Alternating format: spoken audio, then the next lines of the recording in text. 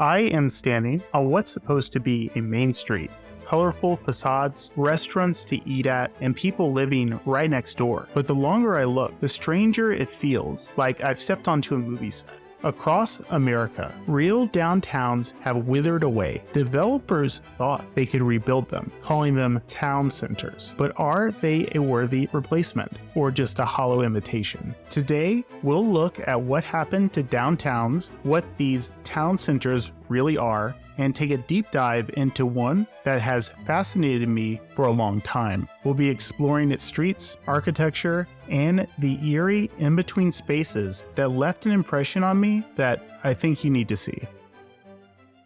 So what happened to the urban cores across America? Almost every town and city in the US has had or has a historic downtown core. Usually, these places are centered around a main street, lined with pre-war masonry buildings, full of interesting details and quirky little shops that you wouldn't see at your local strip mall.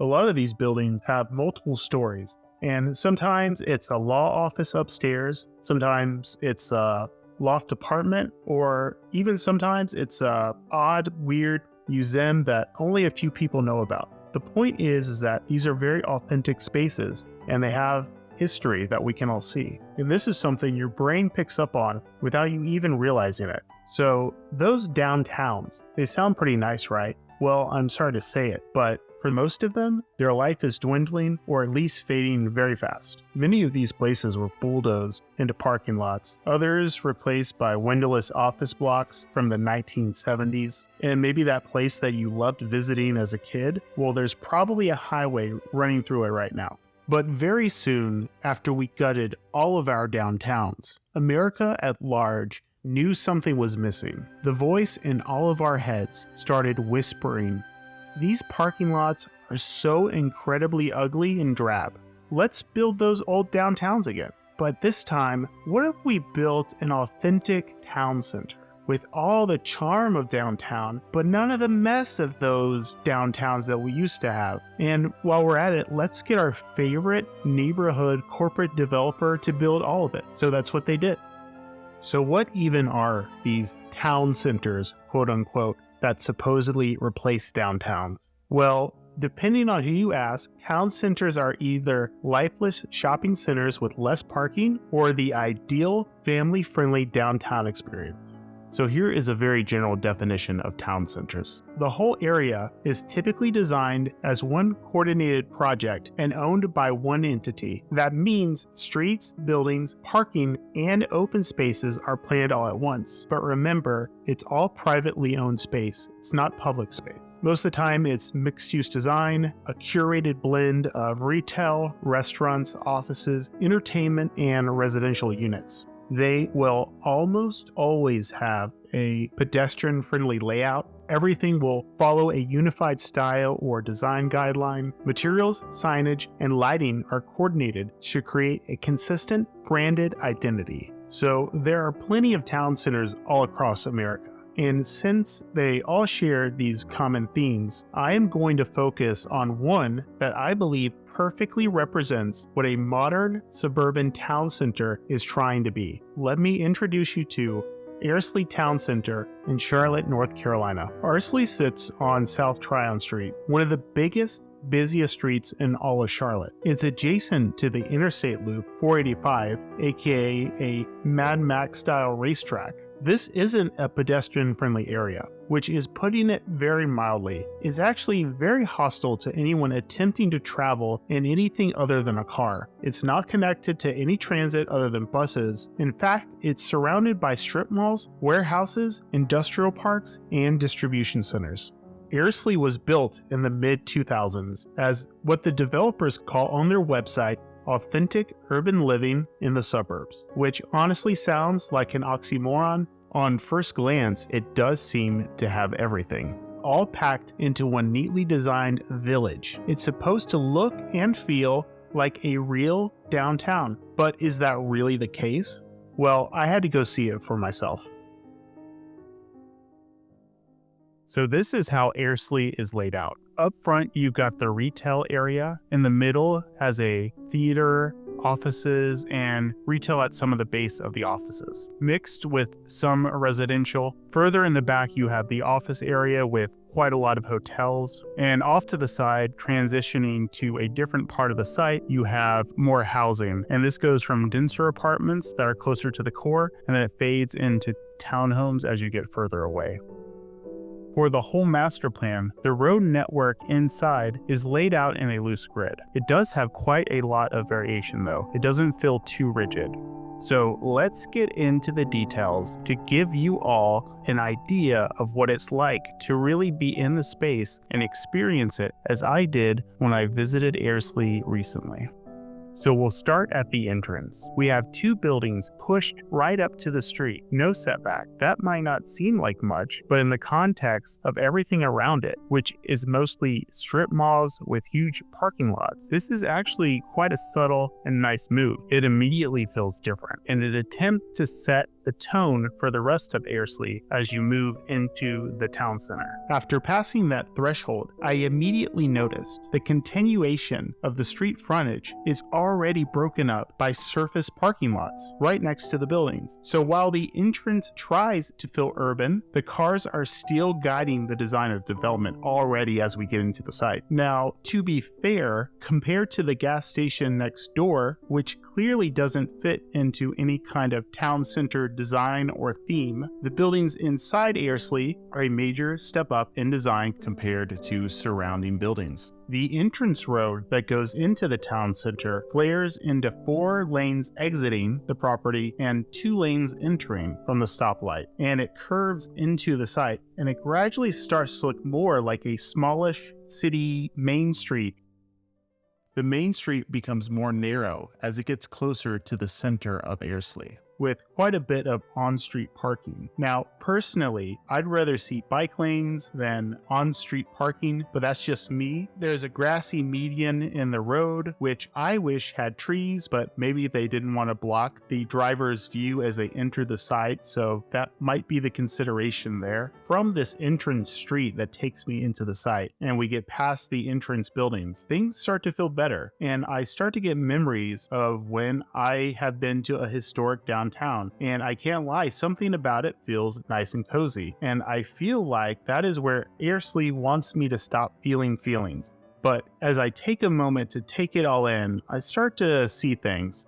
And things immediately start to feel a bit off. So let's look at these buildings. There are quite a few storefronts here, and they're mostly salons, but they actually had quite a bit of activity when I was walking by. I even noticed stairs going up to a second floor and signs stating that people were living there. So it was very much a work-live space, which I kind of like actually. It's not something I would typically see in Charlotte, but the longer you look, the more it starts to feel like a set. A little too perfect, a little too fake. So let's look closely at these buildings. They are made to look like historic Main Street storefronts, but if we look at what those buildings actually look like, they have a very particular appearance. They generally feature richly detailed brickwork, corbelled cornices, recessed entries, transom lights above the doors, and facades with hand-painted signage. These buildings at Ayrsley that were built in the 2000s have windows, doors, floor heights that reflect the time they were built. So they look fake, and we can't just ignore it. This gets into a conversation of whether or not we should be recreating architecture to look like historic buildings and styles that are from a past era.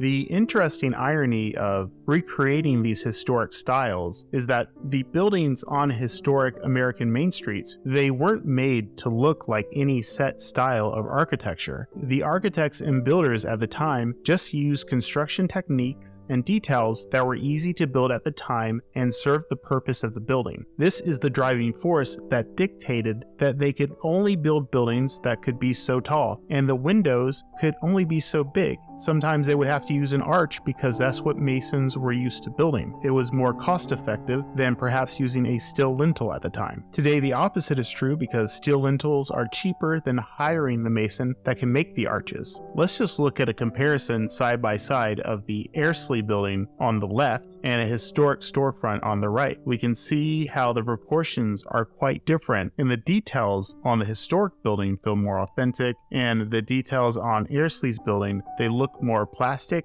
and fake. Looking across the street, the large brick building is quite a contrast to the buildings that we were just looking at. The footprint is much larger, but it feels a bit more authentic. From a bird's eye view, we can see that this building bends and contorts to fit the road and the gym building behind it. It does have some restaurants at the base, which actually look super empty on the Saturday afternoon when I visited. But maybe they get more business at night, so I don't want to be too hard on them. There are walkways through the building that I actually think are very thoughtful. As a pedestrian, most people may not have noticed that there are places to go on the other side of the building. Looking at the landscape, they tried to do a nice job, I think, and it's a higher standard than people are used to seeing in the suburbs, and it shows, even if it does feel a bit lonely in these landscaped spaces. The brick building hides the gym building, which, looking at it on maps, this building predates the Ayrsley development by some time. It has some restaurants and small shops around the perimeter of the building, making it less of a giant mass. They tried to make it fit with landscaping and street furniture and some placemaking, but the massing still feels a bit awkward in relation to the other buildings in the master plan. I get the feeling that the developers didn't have the funds to demolish this building and the surrounding parking lot, and they couldn't have this area rebuilt, so it survives to this day. A 4-story apartment building sits along the main street. It's part of an effort to mix the uses of the buildings in the area. I'll save my thoughts on its appearance and on modern apartment buildings in general for another day, but let's just say it looks uninspired at best. It does contribute to the broader mixed-use concept of the town center, flanked by another office building with ground-level retail. Of course, both buildings conceal a parking garage behind them, a familiar reality of contemporary development in Charlotte. So let's zoom out a little bit and continue our tour through the property. Across the main street is the theater area. Traditionally in town centers from this period, the theater sits proudly at the end of a main axis, a visual anchor drawing you in. Here it's shoved off to the side behind several buildings, like they really didn't want it to be front and center as you come into the area. If you discover the cinema while you're walking, you are greeted with a large gazebo-like structure, which is actually a nice way to open up a space to a large gathering area. But instead, it opens up to this large parking lot, and immediately you feel like you've been transported back to the era of strip malls from 40 years ago, and you feel like you're standing in the middle of suburbia instead of a main street town center. Now, to be fair to the developer about this giant parking lot sitting in front of a cinema, these developments are rarely ever done. There are always new phases, new tenants, and new plans to build new buildings. So maybe this area gets built up denser in the future. But as it stands now, it feels incomplete and disconnected from the rest of Ayrsley. There's a small plaza that looks like it's meant to be a community hub, a gathering space. It's near all the storefronts we looked at earlier, but I wanted to save discussing this until after we talked about the theater area, for context. Looking into this space from the outside, the Meeting Street Market seems very promising, and I have to say, walking into the space, it feels really nice. It's very well landscaped. The buildings, while I had my issue with the style, they actually feel more at place here. The 3-story scale just works very well here. I can imagine sitting on the terrace patio spaces and enjoying a day as lovely as the day when I visited. There are a lot of salons in this area, and they're actually quite busy. And in comparison to the rest of the town center that feels a bit lonely and empty, here in this little gathering space, they've managed to capture the energy of a downtown. But I had to keep exploring, and I kind of wish I didn't. There are small alleys that leave this area. I had to see what was in the spaces the designers and architects of this development probably didn't want me to see. So I picked an alleyway, and this is what I found.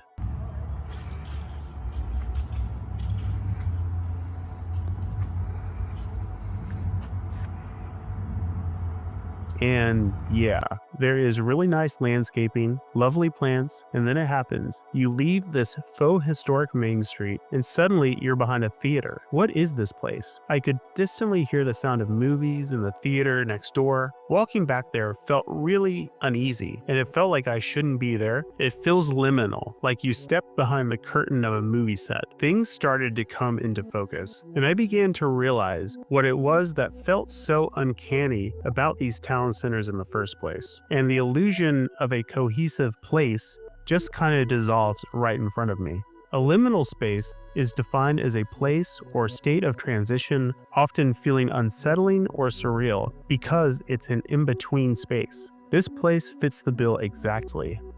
I had to see where the other alleyway leading out of the gathering space went, and to see if the transition felt less abrupt. But it didn't. It led straight into a parking lot next door to a car service shop. I don't want to go too hard on it, because the gathering area itself actually felt really nice. But it's these in-between moments that I start to feel like I'm in the Truman Show, and these are just themed fake spaces. With this new perspective on Ayrsley, I decided to continue exploring. Further back in the property, past a university and what seems like more empty storefronts, you get to the offices and hotels. The parking is mostly hidden behind these buildings, which is the right move according to new urbanist philosophy. But given that Charlotte's public transit is practically non-existent in this area, this is about as good as it gets. Most people do drive here after all anyway. The hotels are a fine move. It's nice to stay somewhere where you can actually walk to restaurants and shops instead of being stranded off an interstate like many in the Charlotte region. The office buildings, though, lean more toward office park architecture. Efficient,